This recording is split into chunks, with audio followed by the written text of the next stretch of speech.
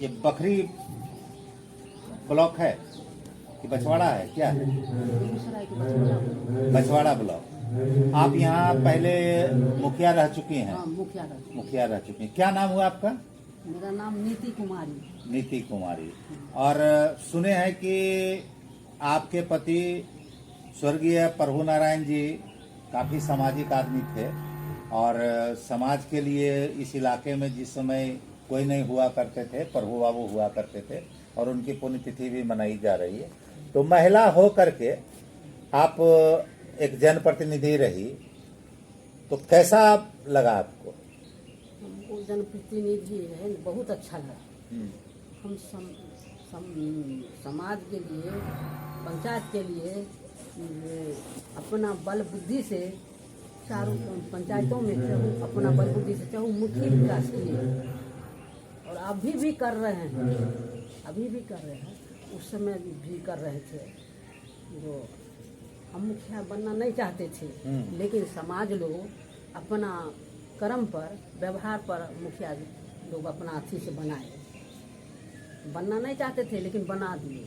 नहीं, आपकी पृष्ठभूमि तो रही कि प्रभु नारायण जी सामाजिक काम उन्हीं के कर्म पर। हाँ, तो उन सामाजिक कार्य करता रहे और आप मान लिया जाए उनकी धर्म पत्नी रही हैं, तो स्वाभाविक है कि उनका रहा। तो आप महिला हो करके चूंकि हैं और आज भी समाज सेवा से जुड़ी हुई हैं, तो बहुत सारी महिलाओं को हम देखते हैं मंडली तौर पर। कुशवाहा जाति के जो महिला है वो आम तौर पर घर के चूल्हा चौकी बर्तन बासन इसी में उलझ के रह जाती हैं, राजनीति नहीं करती।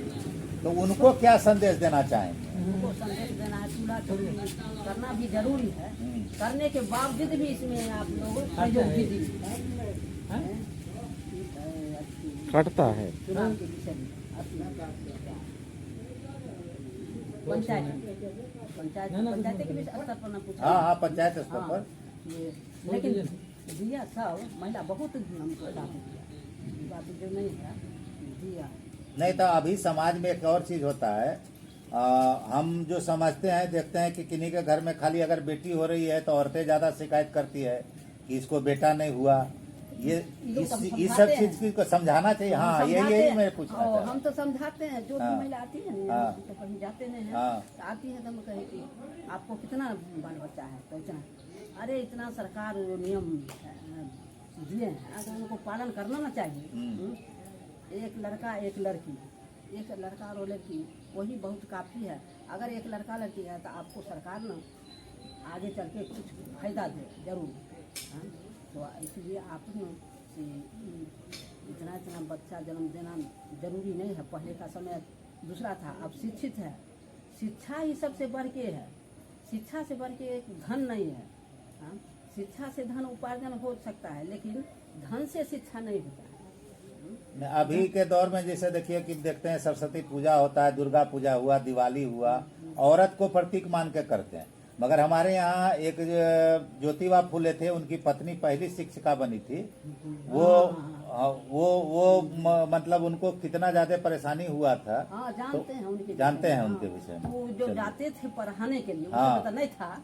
उस समय जाते थे तो पढ़ाने के लिए, तो वो एक ठो बैग ले लेती थी। अब बैग में एक ठो साड़ी लेकर चलती थी। तब तो आप जानते उनको रास्ता में ना लोग गोबर पानी अलाय देते थे। बहुत परेशानी से उनको, तब ना आज उनके विषय में इतिहास बनल है। तो वो जाके तब पर भी उनका परेशानी इतना देने के साथ भी वो अपना स्कूल करते थे और बच्चा को पढ़ाते थे। तो वहाँ से फिर आते, वहाँ से जब जाती थी तो वहाँ साड़ी बदल देती थी। जो गोबर पानी गंदा दिया जाता था, लोग माने ईर्ष्या के कारण, तो वहाँ बेचारी वहाँ स्कूल पर बदल के पढ़ा लिखा के फिर लौटती थी, तो फिर साड़ी बदल लेती थी। इतना परेशानी उनको हुआ था। नहीं तो वही कहना था कि इस तरह की शिक्षा कम से कम देना चाहिए आप लोगों को। शिक्षा देना ही चाहिए। देखिए शिक्षा तो हम जितना भी महिला आती है ना, उनको हम शिक्षा देते हैं। क्योंकि मेरे ससुर जी थे, तो हमको शादी में जब देखा सुनी होता है तो उसमें पूछे प्रश्न की धन और विद्या में क्या अंतर है। धन बड़ा है कि विद्या बड़ा है, इस पर आप लिखिए। तो हम 10 लाइन लिखे। हम बोले धन से बढ़ के विद्या है, विद्या से बढ़ के धन नहीं है। धन तो चोरी डकैती हो सकता है, भाई भाई में बंटवारा हो सकता है, लेकिन विद्या तो बंटवारा नहीं होता है। उसको बांटने, जितना बांटिए विद्या को, ज्ञान को, उतना ही और बढ़ोतरी होती है। लेकिन धन से बढ़ के विद्या है, और विद्या से बढ़ के धन नहीं। तो धन तो चोरी होती है, डकैती होती है, बेईमानी होती है, शैतानी होती है। अब विद्या से डॉक्टर, इंजीनियर, अफसर, प्रोफेसर जो भी हो इत्यादि बन सकते हैं। तो देखिए, हम तो धन्यवाद करेंगे मुखिया जी का कि भाई आप इस तरह का सोच रखते हैं और महिलाओं को भी जागृत करते हैं, समाज में भी कर रहे हैं। हाँ, जो आप आपके जज्बे को हम प्रणाम करते हैं।